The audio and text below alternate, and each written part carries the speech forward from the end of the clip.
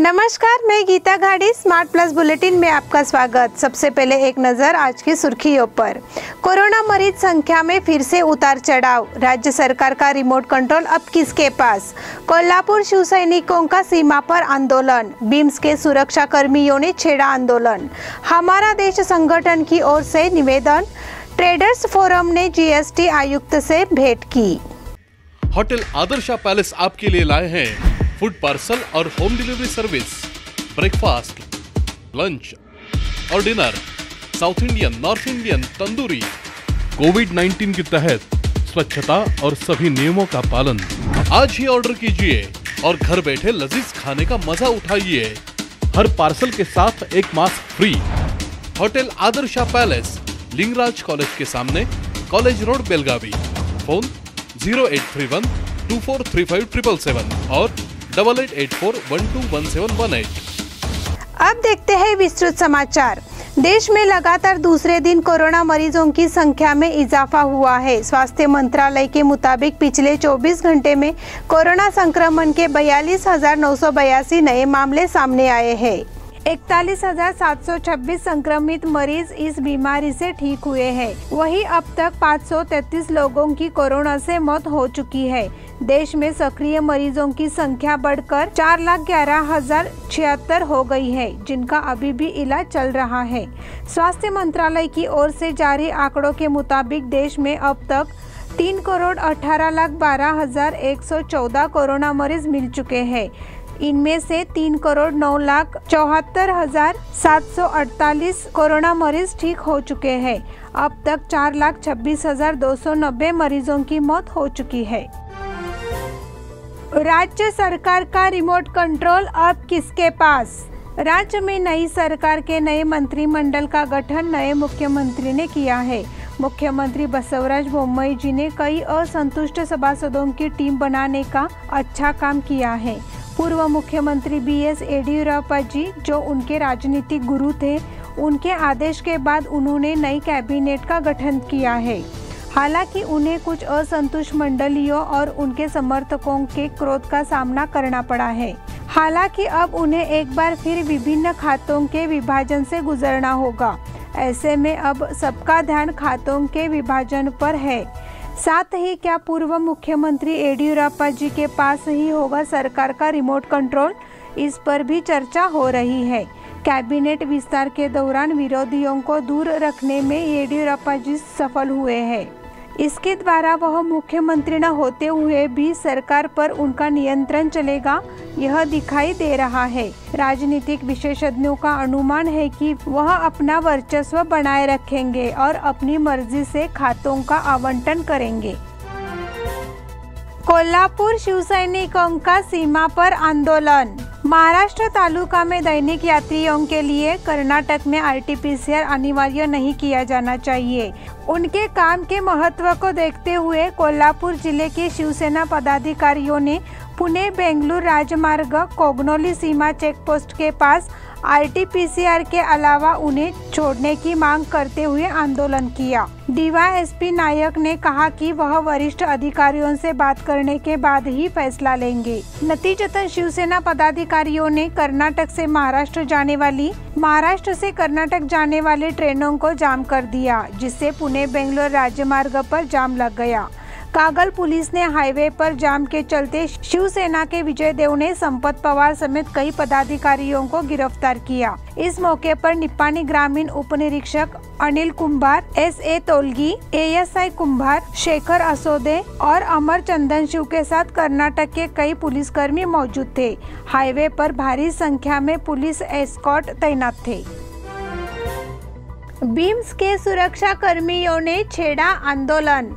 Beams में लंबी सेवा के बाद भी सेवा सुरक्षा प्रदान नहीं की जाती है। इसी तरह मौसमी कर्मचारियों को स्थायी सेवा में शामिल नहीं किया जाता है। इसके विरोध में बीम्स के सुरक्षा कर्मियों ने गुरुवार को जिलाधिकारी कार्यालय के सामने धरना धरा। यह भी मांग की गई कि एक कार्यकर्ता के रूप में सेवा सुरक्षा प्रदान करनी चाहिए, सभी सुविधाएं मुहैया कराई जाए। कोरोना संकट के दौरान कर्मियों ने सेवा करने के लिए अपनी जान जोखिम में डाल दी थी, लेकिन उनकी समस्या के समाधान की उपेक्षा की जा रही है, इसलिए इस आंदोलन को छेड़ा गया है। ऐसी जानकारी मजदूर नेता अधिवक्ता NR लातूर ने दी। मांग की गई कि राज्य सरकार और स्वास्थ्य विभाग इन कर्मचारियों को सेवा सुरक्षा मुहैया कराए। हमारा देश संगठन का निवेदन। रायबाग तालुका के हारूगेरी में एक युवती की हत्या के मामले की गहन जांच होनी चाहिए, साथ ही दोषियों के खिलाफ सख्त कार्रवाई की जाए।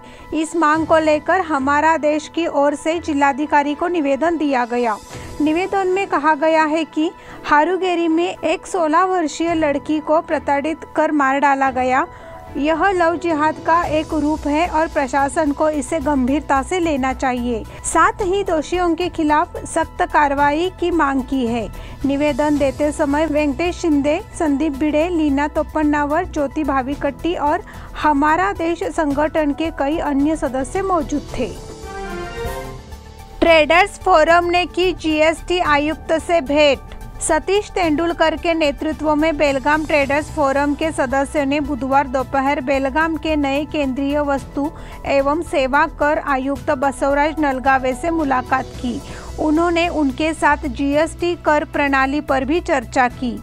हम करदाताओं की समस्याओं को जानकर उनका समाधान करने की कोशिश जरूर करेंगे, लेकिन नए वस्तु एवं सेवा कर आयुक्त बसवराज नलगावे ने चेतावनी दी कि करों को टालने वालों को बख्शा नहीं जाएगा। व्यापारियों ने GST लागू होने की शिकायत नहीं की, लेकिन मांग की कि कर भुगतान प्रक्रिया को सरल बनाया जाए। इसके अलावा कर के भुगतान में देरी के मामले में एक शुल्क लिया जाता है। इसे लेकर तरह तरह के मुद्दे उठाए गए। यदि GST कर के संबंध में कोई सुझाव या समस्या है तो उनके लिए कार्यालय खुला है। आयुक्त बसवराज नलगावे ने बताया कि हम करदाताओं की समस्याओं का समाधान करने का प्रयास जरूर करेंगे। इस मौके पर सतीश तेंदुलकर के साथ सेवंतीलाल शाह, विकास कलगटगी, राजेंद्र जोशी आदि मौजूद थे। इस बुलेटिन के अगले समाचार छोटे से ब्रेक के बाद।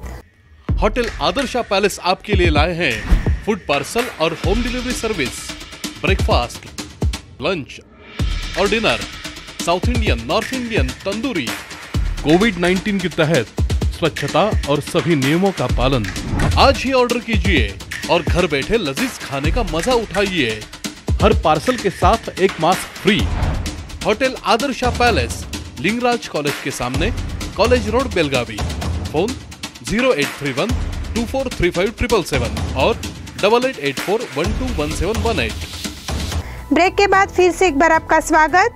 अपनी विभिन्न मांगों को लेकर यहां जिलाधिकारी कार्यालय में कई रैलियां चल रही है। नागरिकों के निवेदन प्रतिदिन स्वीकार किए जाते हैं।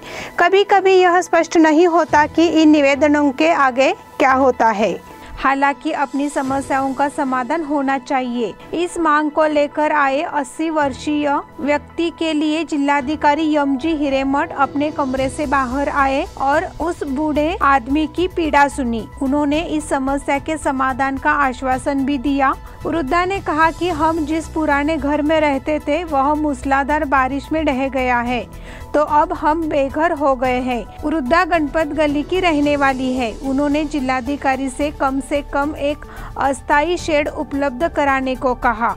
उस समय जिलाधिकारी ने तत्काल इसकी जानकारी नगर निगम के अधिकारियों को दी और समस्या के समाधान का आश्वासन दिया। मध्यवर्ती बस स्थानक समस्याओं से ग्रस्त।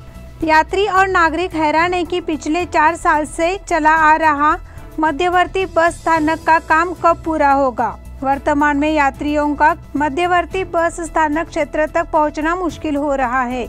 लगातार हो रही बारिश के दौरान गड्ढों और मिट्टी से गुजरते हुए नागरिक कांप रहे हैं। सवाल यह है कि इस स्थिति का समाधान कब होगा। पिछले कुछ महीनों में मध्यवर्ती बस स्थानक पर कोरोना की स्थिति को लेकर बस स्थानक पूरा खाली पड़ा था। अब दैनिक यात्रा और लेन देन सुलझने लगे हैं, लेकिन परिवहन बोर्ड की लापरवाही के कारण बस स्थानक का काम ठप हो गया है। बारिश से बने तालाबों और आंशिक काम के कारण मिट्टी से नागरिकों को परेशानी हो रही है। सवाल यह है कि इसकी दखल कौन लेगा। स्मार्ट सिटी के काम जल्द पूरे करने की सूचना। बेलगाम उत्तर निर्वाचन क्षेत्र में स्मार्ट सिटी का कार्य समय से एवं गुणवत्ता के साथ हो, अन्यथा कार्रवाई की जाएगी। यह चेतावनी विधायक अनिल बेनकेजी द्वारा दी गई। मंगलवार को यहां स्मार्ट सिटी के कार्यालय आए बेनकेजी ने विकास कार्यों को लेकर स्मार्ट सिटी के अधिकारियों की समीक्षा बैठक की। बेनकेजी ने कहा, काम की धीमी गति के कारण नागरिक पीड़ित है और इसका शिकार हो रहे हैं। स्मार्ट सिटी का काम तय समय में पूरा किया जाए, साथ ही ये कार्य गुणवत्तापूर्ण होने चाहिए। उन्होंने चेतावनी दी कि समय पर काम नहीं करने पर अधिकारी के खिलाफ कार्रवाई की जाएगी। इस समय स्मार्ट सिटी के व्यवस्थापकीय संचालक प्रवीण बागेवाड़ी, अभियंता PM पाटिल और कामते समेत अधिकारी मौजूद थे। खानापुर तालुका महाराष्ट्र एकीकरण युवा समिति को आश्वासन।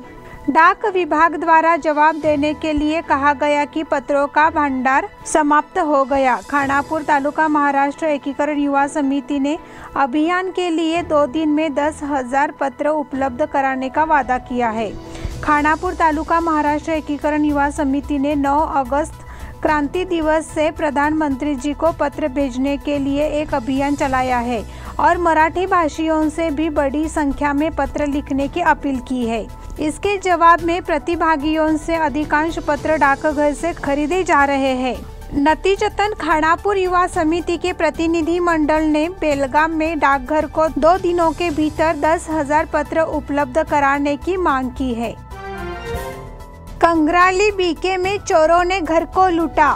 कंगराली बीके में चोरों ने एक बंद घर में घुसकर कीमती सामान चुरा लिया। घटना का पता बुधवार शाम को चला। घटना में चोरों ने नकदी समेत सोने चांदी के जेवरात चोरी किए हैं।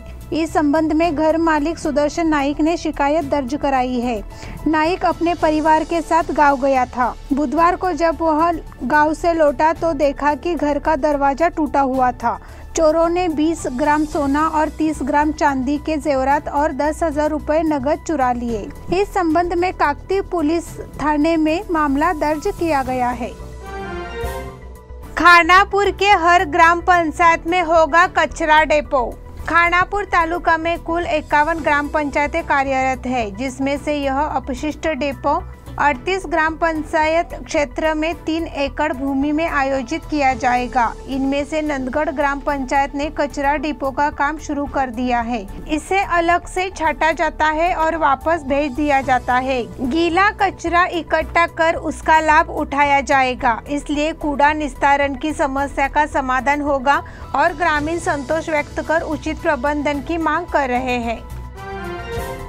खंजर गली मटका अड्डे पर पुलिस का छापा। खुले में मटका खेल रहे स्थान पर पुलिस ने छापा मारा और 9 लोगों के खिलाफ कार्रवाई करते हुए उनके पास से 14,360 रुपए और 2 मोबाइल सेट जब्त किए गए। बाजार पुलिस ने बुधवार को खंजर गली में कार्रवाई की। गिरफ्तार लोगों के नाम फहीम जिलानी कोतवाल, सलीम नूरजन पठान, मुदस्सर महबूब पठान, राजू जन्मेश्वर गीत, रिजवान बबजान भातकांडे, मुश्ताक अहमद तहसीलदार, बसवराज मल्लाप्पा पाटिल, बसप्पा बड़प्पा मादार, भावकन्ना भरमा गड्डेकर ऐसे है। एक भागने में सफल रहा है, उसका नाम लतीफ महबूब देसाई है। बाजार पुलिस निरीक्षक मल्लिकार्जुन तुलसीगेरी और उनके सहयोगियों ने यह कार्रवाई की। घटना बाजार थाने में दर्ज कराई गई है। स्वस्तिक यूनियन क्रिकेट क्लब की जीत। Sir Mirza Ismail shield A division cricket tournament में स्वस्तिक यूनियन क्रिकेट क्लब ने मॉडर्न क्रिकेट क्लब को 3 विकेट से हराया। स्वस्तिक यूनियन क्रिकेट क्लब ने टॉस जीतकर क्रिकेट क्लब बेंगलोर को बल्लेबाजी के लिए आमंत्रित किया। मॉडल क्रिकेट क्लब बेंगलोर ने पहले बल्लेबाजी करते हुए 50 ओवर में 9 विकेट के नुकसान पर 269 रन बनाए। मोहम्मद अकीब ने 6 छक्कों की मदद से 58 रन और तोलचन अप्पा ने 4 छक्कों और 8 चौकों की मदद से 86 रन की पारी खेली। स्वस्तिक यूनियन क्रिकेट क्लब बेंगलोर के नागा भारत ने 3 और कार्तिक ने 2 विकेट लिए। जवाब में Swastik union cricket club Bangalore ने 49.1 ओवर में 7 विकेट खोकर 272 रन बना लिए। Man of the match Sujay Sateri ने 127 गेंदों में 13 चौकों की मदद से नाबाद 116 रन बनाए, जबकि नागा भारत ने 5 चौकों में 33 और कार्तिक ने 5 चौकों पर 64 रन बनाए। मॉडर्न क्रिकेट क्लब बेंगलोर के लिए शशांक के और रोहित ने 2-2 विकेट लिए। बेलगाम के बेटे सुजय संजय सातेरी ने इस टूर्नामेंट में अब तक 4 मैचों में 210 स्कोर बनाया है। ऑनलाइन शतरंज टूर्नामेंट में श्रीकरा दरभा विजेता। चेकमेट शतरंज क्लब द्वारा ऑनलाइन शतरंज का आयोजन किया गया। प्रतियोगिता में पोद्दार इंटरनेशनल स्कूल के श्रीकरा दरभा विजेता रहे। एम.वी. हेरवाडकर स्कूल के प्रणव आनंदाचे उपविजेता। केंद्रीय विद्यालय दूसरे नंबर के योगराज महाले तीसरे मानक धारक बने। प्रतियोगिता में 45 से अधिक शतरंज खिलाड़ियों ने भाग लिया था।